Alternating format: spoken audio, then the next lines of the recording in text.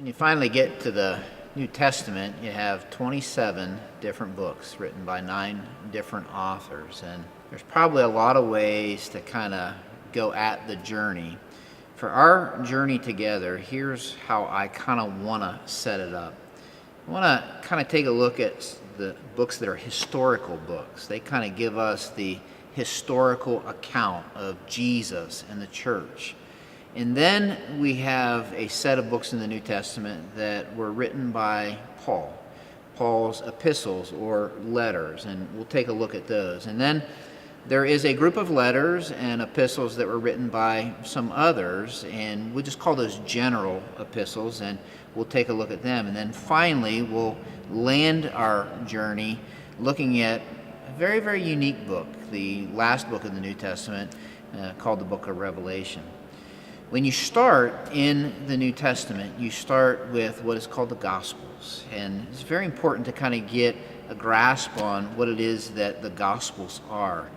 When you come to the Gospels, the first thing I think it's important is to realize that the word gospel is not necessarily a churchy word. It's not necessarily even a Bible word. It's a word that would have been used in secular language. It would have been something that would have been the pronouncement of good news. It would have been a declaration of something good has happened. It's an announcement that maybe a king has conquered a territory and now the captives are set free. And so when we get to the New Testament, we have the Gospels, and there are 4 Gospels, and they're announcing good news.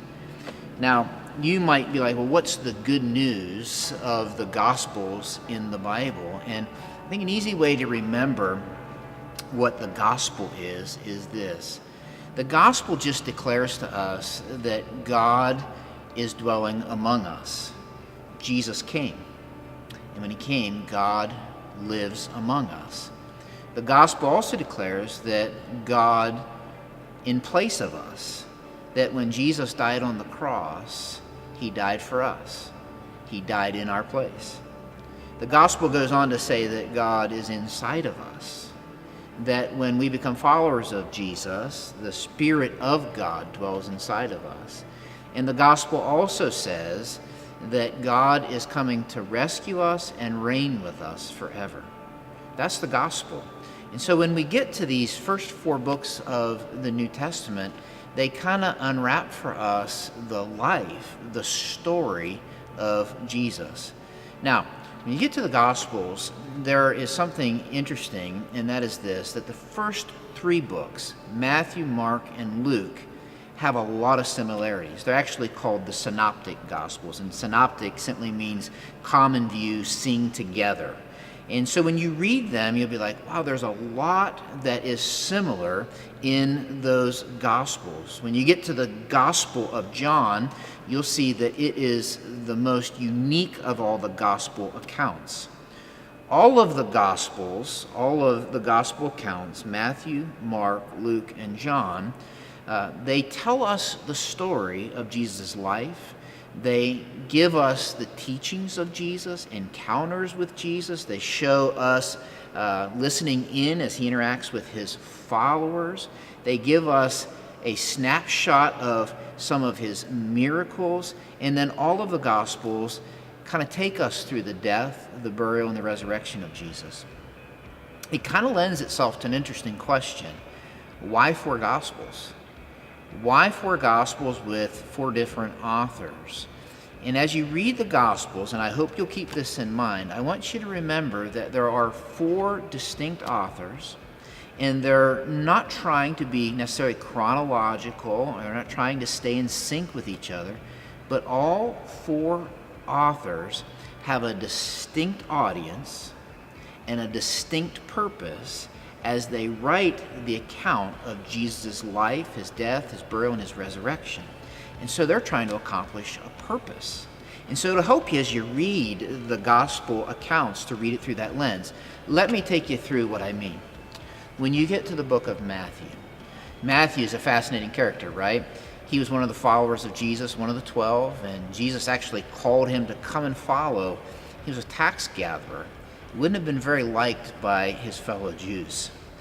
As he writes his gospel as one of the 12 of Jesus, it is very evident that he has in mind a Jewish audience. Because when you read his gospel, there's some things that kind of stand out to you. First, he wants us to trace the genealogy of Jesus, and he traces the genealogy of Jesus back to none other than Abraham. And he traces it right through King David, and he wants his audience to see this is the one the Old Testament promised. The King of the Jews, he's here. The promised Messiah is Jesus. And so as you read Matthew, you see a lot of references to the Old Testament. You see Matthew talking about the kingdom of heaven a lot. You see him talking about the eschatology, or the end of things, how this kingdom is going to culminate. You see Matthew kind of unwrapping this for his Jewish audience so that he can kind of validate Jesus is the one who was promised. In fact, Matthew's book kind of surrounds itself around 5 different discourses that Jesus gives. And it's interesting as you read it, as he drives home this purpose that Jesus is the King of the Jews. In fact, if you just want to write that in your Bible, it would help you as you read it. King of the Jews. But when you get to Mark, Mark's name was actually John Mark. John was his Jewish name. Mark his Roman name. And what's interesting when you look at Mark's life is Mark, we believe, came to know Christ through the influence of Peter. So he was very influenced by Peter. Mark was a cousin of Barnabas. He actually went on a missions trip with Paul. Didn't go well. They reconciled later. But he has a Roman audience in mind. And so as he writes this Gentile Roman audience, you get to Mark and you see no genealogy. It wouldn't have been that important to the people he's writing to. You don't see him referencing a lot of Jewish idiosyncrasies and cultural things. It wouldn't have been that important to the people he was writing to. But as he writes, something becomes very clear, is that he wants to portray Jesus around 18 different miracles in the book of Mark. And he portrays him as this suffering servant who ends up sacrificing his life. And so as we see Jesus as the suffering servant who sacrifices his life for the people, we see that Mark is very clear at saying following Jesus will take sacrifice. It will involve serving. Somebody once said that actually Mark's gospel is actually a passion narrative with a long intro. That most of his book kind of revolves around Jesus' last moments. The last 6 chapters kind of revolve around his last week. When you get to Luke, Luke was a doctor. And Luke puts together his gospel after thoroughly investigating, and he's putting it together for a guy named Theophilus. His name means friend of God. That's specifically who his audience is. But his broader audience would have been a Greek, Gentile kind of audience. And so therefore he has a purpose.